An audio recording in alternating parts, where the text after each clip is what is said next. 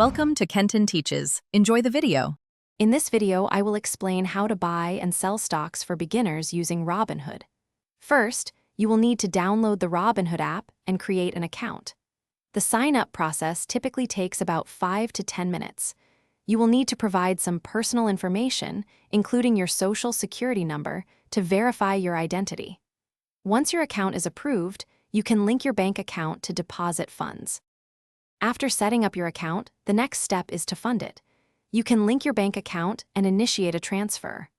Robinhood often provides instant access to funds up to $1,000, allowing you to start trading right away.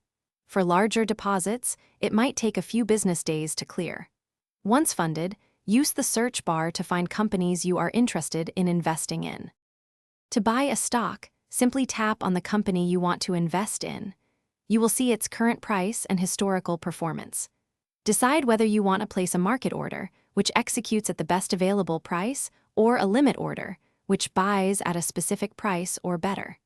Enter the number of shares you wish to buy or the total dollar amount you want to invest, then swipe up to confirm your trade. Selling stocks on Robinhood is just as straightforward as buying them. Navigate to your portfolio, select the stock you wish to sell, and tap the Sell button. Similar to buying, you can choose between a market order or a limit order.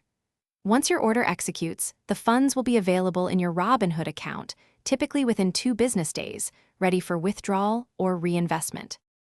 Thanks for watching. Please subscribe if this video was helpful.